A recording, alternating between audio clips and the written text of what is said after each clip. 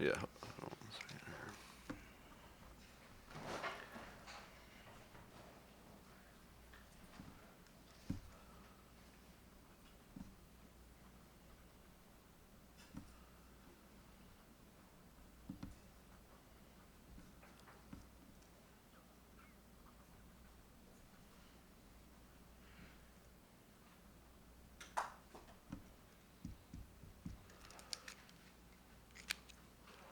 Sorry about that.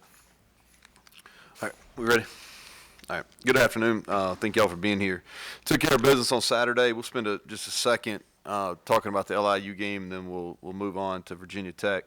Achieved most of what we wanted to achieve in that game. A lot of people got reps. Thought it was a relatively clean football game overall. Kind of talk about each unit just in a quick recap. Kickoff return. We'll start with special teams. I thought kickoff return was huge. Well blocked. Everybody, we'll talk about Winston here in a second, but I thought the thing was really well blocked. We effected a field goal there right at the end of the first half that led to points. I think our kickoffs with Staley and with Colt McGee were much better. There's some things we got to clean up in punt return. I wasn't pleased with that. Defense had a shutout, less than 100 yards. I think that's anytime you can do that, that's a good day. Fundamentally, we're still not as good as we need to be. Not myself, defense staff, not exactly pleased where we're at as far as that's going. And we got to have better situational awareness. I thought our communication was much better, though, from week one. Offense didn't punt. We were very good on third downs, in fourth downs, and in the red zone while the ones and twos were there. We've got to continue to improve on our physicality. It's still not where we need it to be. And we had a couple of mental errors in pass protection there in the first two drives that shouldn't happen, that Jarrett made nice plays to get out of them. We had one sack, but we got to be better in pass protection. So awards that we gave out from the LIU game. First of all, scout team players, Will Schoonover, who led us out, carrying the American flag. He did a great job for us last week. That was a neat deal for him. And then Mark Rucker was the offensive scout team. He did a great job, really over 2 weeks. We kind of gave these awards based on 2 weeks so we don't give them out when we lose. Special teams with Winston Wright. He's right there at the top in the country and kickoff returns. Thought he'd done a phenomenal job the first 2 weeks with that. Offensively, again, kind of a cumulative from 2 weeks. Sam James, he had 2 touchdowns in the game on Saturday, but he's been extremely effective through 2 games. Defensively, Jackie Matthews. Again, through 2 games, he's been our best tackler. He's played with the most energy. He's played with an edge. Really like what Jackie's doing on the defensive side of the ball. And so in our offensive line award went to Zach Frazier. Played really well. He played well through 2 weeks. He's on almost double the points, production points as the next offensive lineman. So pleased with his play. So that's kind of a wrap up for Long Island. Moving on to Virginia Tech. I know our fan base is excited about this game. Our players, we're educating them this week about the rivalry. I think it's probably on both sides. It's probably it's not probably it is. It's a lot. From a fan base standpoint, the rivalry sticks out more than the players. Just because it hadn't been played on an annual basis since the early 2000s. And it's for me personally, it's been very interesting to learn about it, and I've enjoyed it. Coach Castile's been a really good point of contact for me as far as just learning about the emotions that go into the game and how both fan bases feel. So we're in the process of educating our players about it. It's a trophy game, playing for the Black Diamond Trophy. I think anytime you play one of those games, it matters. And by my calculation, I think Virginia Tech's had possession of the Black Diamond Trophy for over 6,000 days now. That's a long time. And so when you talk about Virginia Tech, it starts with special teams, and they do a tremendous job there. Coach Shebas, who's their special teams coordinator, I think he does a great job with techniques. It's important to them. I think they're, like I said, I think they're very well coached. Their specialists are very good. Kicker, punter, long snapper. They've been very good on kickoff return through 2 games. They've got the running backs back there, and he can run, and they do a really good job of protecting it. They've got a history of blocking punts, and they do a great job with what we call direct angle. Defensively, they're playing at a high level. I think it starts with the defensive line. They go too deep across the board. They got several NFL players up there. They got length to the boundary. Two really good speed guys off the edge, and then they rotate four guys at D tackle that I think are all difference makers. And they do a great job within their scheme. And then Connor and Waller are great in coverage. I think they've played at a high level through 2 weeks. Waller may be playing as good as any corner in the country right now. Offensively, they want to run the ball. I don't think they're trying to hide that. They want to run the football. They want to hit big plays. Burmeister is a dual threat. He's really fast. That sticks out on film. He's running away from people, and you don't see that a whole lot at quarterback. He's running away from people. He's got really good top end speed. He's got a big arm.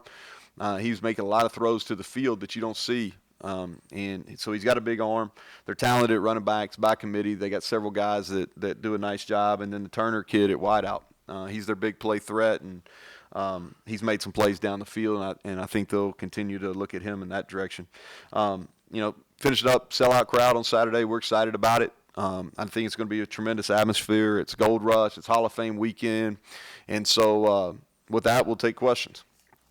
So, Neal, your run game, what kind of challenge against what looks like a very good defensive front for them? Obviously, you guys have had some struggles so far this season. So Yeah. what are your thoughts there? Yeah, it's going to be a challenge. I think they do a really good job of their box doesn't change. I think they do a good job of keeping it simple for their linebackers. Their linebackers play downhill, and their D-line is tough. They hold double teams very well. They're really good using their hands, getting off individual blocks, and so it's going to be a challenge for us without a doubt. And we've got to get better. They're good players. They do a really good job within their scheme, but we've got to get better fundamentally. We've got to get more physical up front, and that's the challenge for us this week. Well, he's an NFL. He's a draft pick, So now they've got depth at that position. They've played four guys there early in the year, but he's what you want in a tight end. He can run. I hate it for the kid. He can run. He's good on the edge. They can stand him up. He's good in the box. He can stretch it. He's good after the catch, which you don't see a whole lot at the tight end position.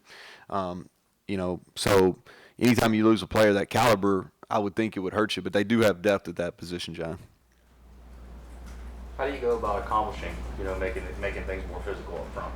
Well, we got to practice. I think that's the thing is we got to demand. And there were at times we were better.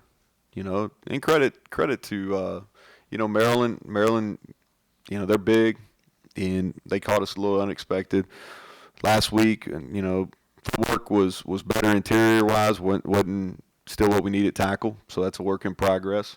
And the physicality, we just got to practice. We did that last week a little better, and we're gonna have to continue to do that and be really physical. And it's good for our defensive line as well. You mentioned after the Maryland game the things they did on the nose and putting the big guys in the B gap. Do you anticipate that this week for Virginia Tech? Yeah, it's in their package. I think that, and I don't want to speak for them, but they played really, really high-end defense 2 weeks in a row. And North Carolina is one of the better offenses in the country, and they ran the ball extremely well versus them 2 years ago. North Carolina did, and North Carolina has ran the ball well over the last 2 years, and they got after them pretty good up front. Virginia Tech did. So I don't necessarily think they're going to watch our film and say we got to do something different. Now they have it in the package, the same front that Maryland played, and I anticipate seeing that. Yes. Who's been educating the players on the rivalry and the fact that Tech's ranked? Is that kind of lessen the need to build up the rivalry too much because the players can see that Tech's ranked and that's enough said there? Yeah, they know. The players know that Virginia Tech's coming in the game ranked.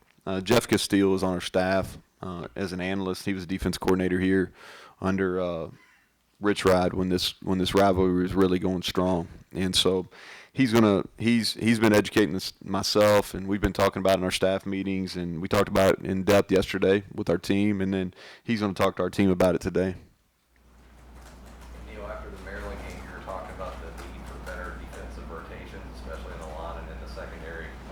Obviously, everybody played Saturday, so does that kind of help you establish who you want in and win, and kind of where you guys at with that going into Saturday? Yeah, better.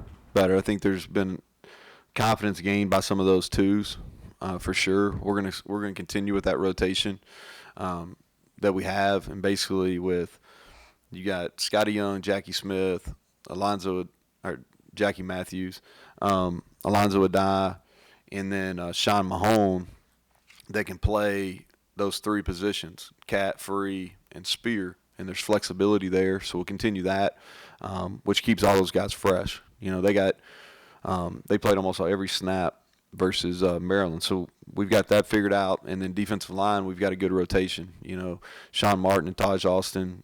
We played Jordan Jefferson more. Hammond Russell showed that he's capable of playing this level. And then Akeem, Jalen Thornton, and obviously with Dante. We feel like we can go too deep, and they've earned confidence through practice and through their performance through the first 2 weeks. So we'll continue with those rotations.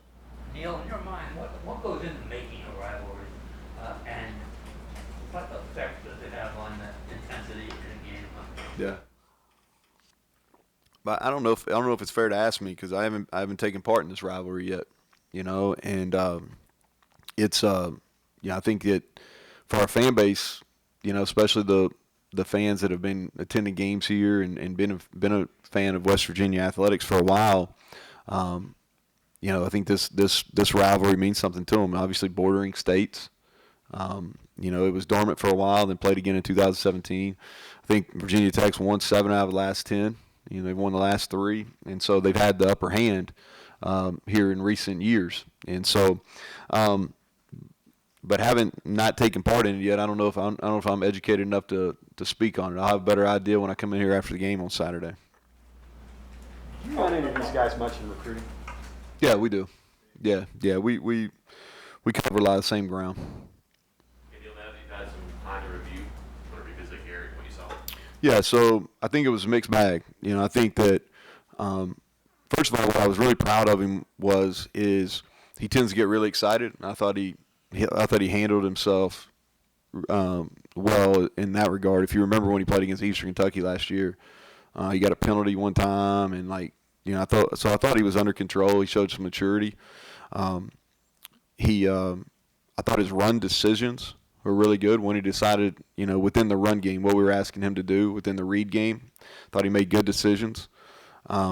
He missed some pre-snap reads that he probably should have thrown 4 or 5 more passes in the RPO games that we were asking him to do. I thought his vision once he scrambled was really good. I thought he had a great throw down the field. You know, with him, it's going to be a mixture. You don't want to contain what's the best thing about him, which is his ability to freelance and ability to make plays on the run. But you also don't want him breaking out every single time. And so we're working on finding kind of a happy medium. But there was more good. And the encouraging thing is the things that weren't exactly what we want or what we're teaching is we can get corrected.